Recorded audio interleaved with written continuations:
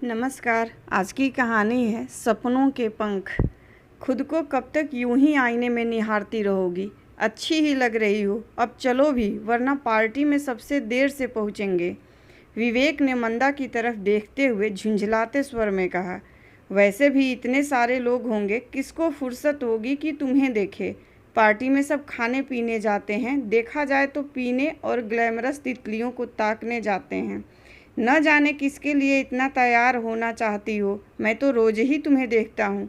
जैसी हो मेरे लिए ठीक हो। वैसे भी शादी के इतने सालों बाद कुछ फ़र्क नहीं पड़ता।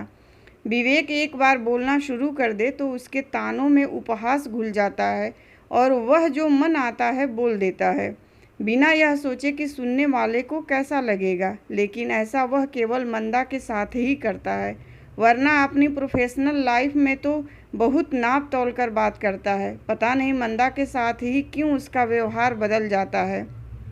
दूसरों के लिए क्यों खुद के लिए तैयार होती हूँ मैं, अच्छा लगता है। मंदा बुदबुदाई। जानता हूँ तुम्हें बन ठन कर रहना पसंद है, लेकिन वह सब भी एक उम्र तक ही ठीक लगता है। हर उम्र की अपनी मर्यादा और शालीनता होती है, विवेक ने कार स्टार्ट करते हुए कहा। खींच हुई यह सुनकर मंदा को पल भर को उसे घूरा। Cobalt blue suit, white shirt और light blue tie, black shoes, after shave की भीनी भीनी सुगंध और ढेर सारा परफ्यूम। विवेक हमेशा बेहतरीन ढंग से तैयार होकर घर से निकलता है। पार्टी के लिए ही नहीं, कहीं भी जाना हो हमेशा टिप टॉप रहता है। गजब का आकर्षक व्यक्तित्व है। उसकी भी तो उम्र हो गई है, मंदा से 4 साल बड़ा है, फिर यह क्यों सज संवर कर निकलता है? अगर कभी वह यह सवाल पूछ बैठी तो जानती है इस सवाल का कोई सटीक जवाब विवेक के पास नहीं होगा। घिसा पिटा जवाब ही होगा कि मैं पुरुष हूँ, काम पर जाता हूँ, 10 लोगों से मिलना होता है, आखिर सोसाइटी में मेरा कोई स्टेटस है? तो मंदा के भीतर जैसे सवाल जवाब की उठापटक चलने लगी। वह स्त्री है, उसके लिए संवरे रहना क्यों जरूरी नहीं है, जबकि श्रृंगार की तमाम वस्तुएं, सारे तामझाम और रौनकें स्त्रियों के लिए ही होती हैं। फैशन की सारी दुनिया उनसे ही चलती है, उनकी वजह से ही फलती फूलती है। पूरा बाजार पुरुषों की बजाय स्त्रियों के कपड़ों और उनके साथ श्रृंगार की चीज़ों से ज़्यादा भरा रहता है। माना वह नौकरी नहीं करती तो क्या घर में यूं ही झल्ली बनी घूमती रहे? नहीं रह सकती वह ऐसे। नौकरी करने पर भी विवेक ने ही पाबंदी लगाई थी, इसलिए लाख विवेक टोके वह शादी के बाद मैनिक्योर, पेडिक्योर, फेशियल से लेकर ज़रूरी ब्यूटी ट्रीटमेंट करवाती रही। नेल पॉलिश, लिपस्टिक सब लगाती रही। घर पर भी तैयार होकर रहना ही पसंद था उसे। विवेक को इस बात से खुश होना चाहिए था कि उसकी बीवी स्मार्ट है, सही तरह के रहने के तौर तरीके जानती है, लेकिन उसे ये सब फिजूल की बातें लगती हैं। वैसे भी मंदा की हर बात को काटना या टिप्पणी करना विवेक अपना जन्मसिद्ध अधिकार मानता है। और उम्र की बात करें तो 42 साल की उम्र हुई है बस। 22 साल में शादी हो गई थी, 1 साल बाद बेटा और उसके 2 साल बाद बेटी। बच्चे बाहर हॉस्टल में रहकर पढ़ाई कर रहे हैं, इसलिए समय ही समय है उसके पास। इतना कि बिल्कुल बोर हो जाती है। शादी के बाद सारे शौक सपने कब चूल्हे और गृहस्थी की भेंट चढ़ गए, पता ही नहीं चला। वह जिस क्षेत्र में अपना मुकाम बनाना चाहती थी, उसके बारे में पता चलते ही शादी के बाद भड़क गया था विवेक। साफ ताकीद दी थी, कोई ज़रूरत नहीं है ऐसी बेकार की बातों को दिमाग में लाने की भी। शादी से पहले के जो शौक़ हैं उन्हें जाकर किसी मिट्टी के ढेर के नीचे दबा दो, वरना परेशानी तुम्हें ही होगी। यह समझ लो, तुम्हें किसी चीज़ की कमी कभी नहीं होने दूंगा। तुम मेरी जिम्मेदारी हो और मैं उसे निभाऊंगा। विवेक ने सच में उसे कोई कमी नहीं होने दी कभी। बढ़ चढ़कर उसके लिए चीज़ें खरीद कर लाता है, लेकिन क्या चीज़ें ही सारी इच्छाओं की भरपाई करने की पर्याप्त होती हैं? वैसे धीरे धीरे कम ही हो रहा है उसका अपने ऊपर ध्यान देना। इन दिनों बिना प्रेस की साड़ी पहन लेती है, कभी बाल बिखरे भी रहते हैं, फेशियल कराए महीनों बीत जाते हैं, हाथ पैरों के नाखून तराशना नज़रअंदाज कर जाती है। एक अजीब सा आलस उस पर हावी हो रहा है। आलस से ज़्यादा शायद बोरियत है, कुछ न कर पाने की बोरियत है। पीछे जो छूटा है उसे संभाल न पाने की एक चिढ़, तो एक जिद की तरह करती है वह बनाव श्रृंगार, वह भी कभी कभी। इसलिए अब जब कहीं बाहर जाती है तो कुछ ज़्यादा ही देर लगाती है उसे शीशे के सामने से हटने में, मानो सारी कसर उसी दिन पूरी कर लेना चाहती हो। उम्र हो जाए तो क्या सजना संवरना, खुद पर ध्यान देना छोड़ देना चाहिए?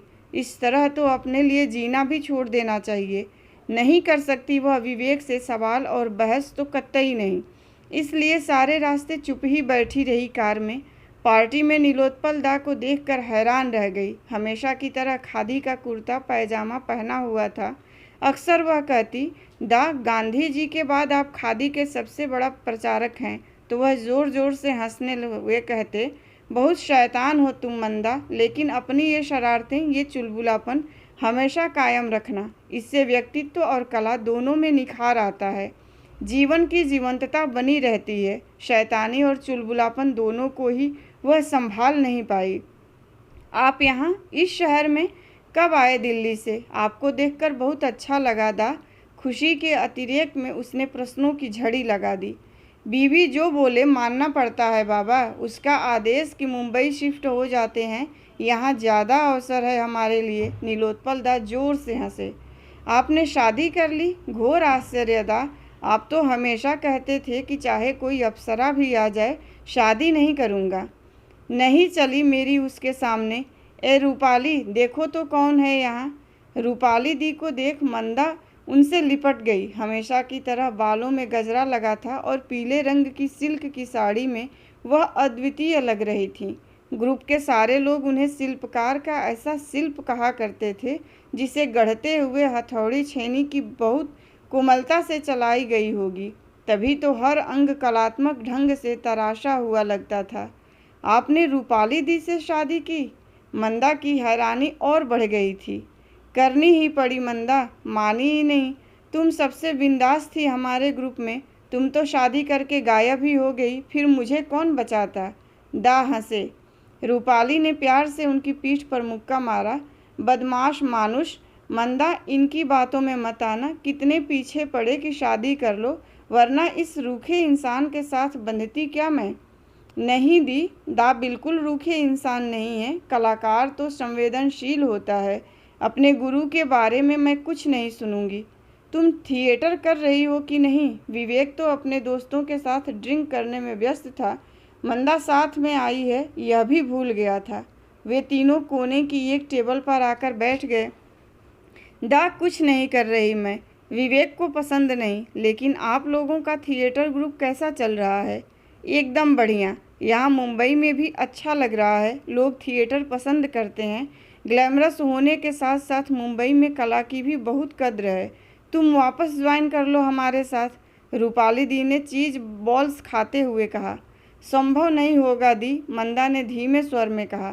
थिएटर के बारे में सोचते ही एक टीस उठी थी मन में।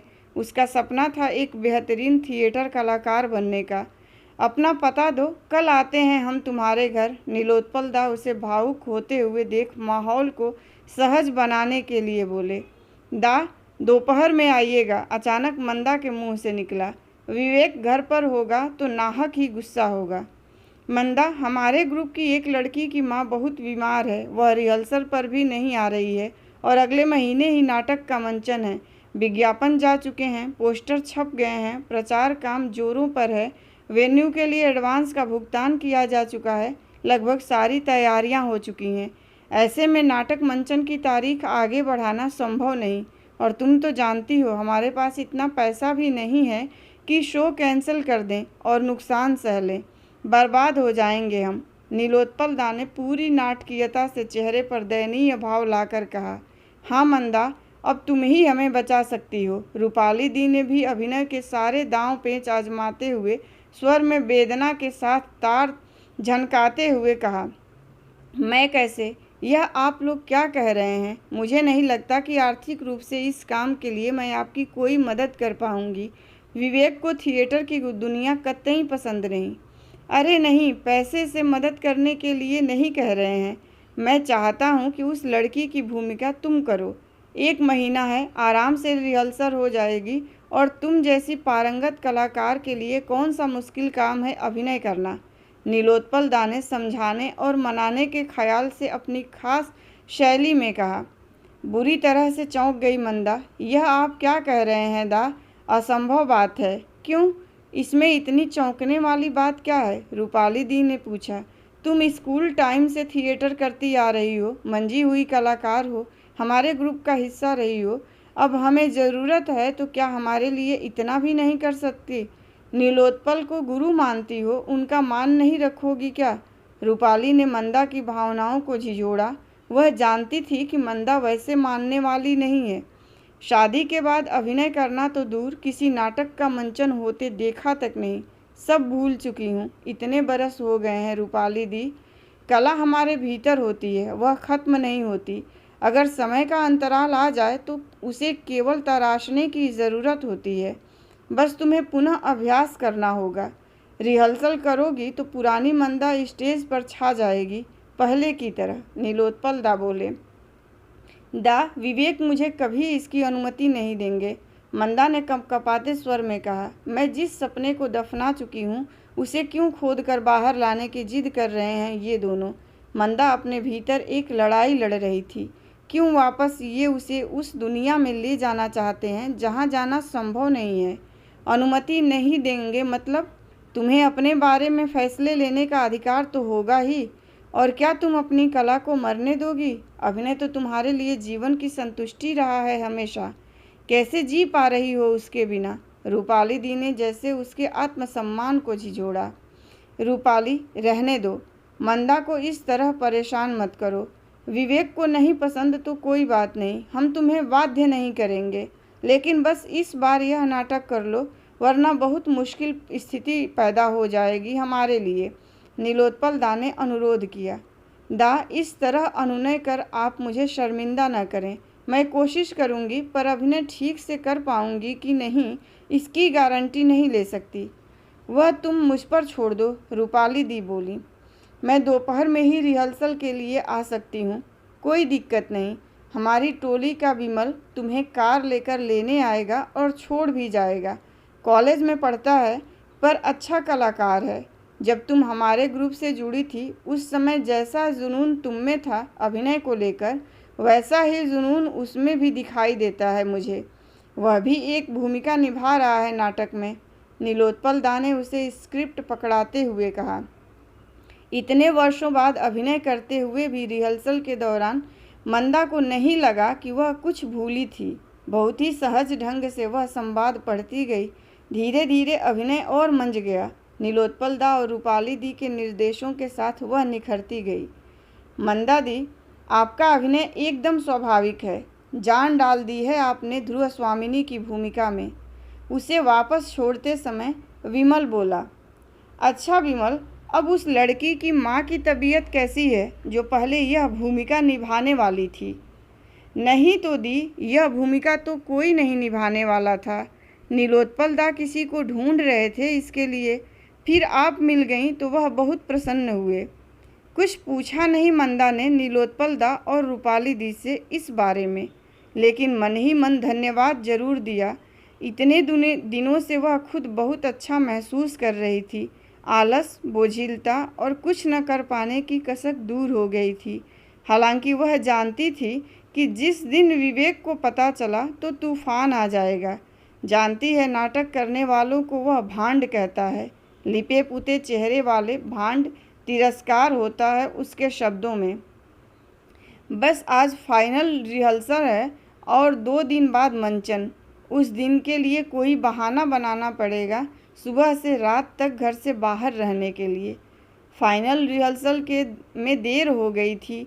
विवेक का आने का समय हो रहा है सोचकर मंदा ने न कपड़े बदले थे और न ही मेकअप उतारा था।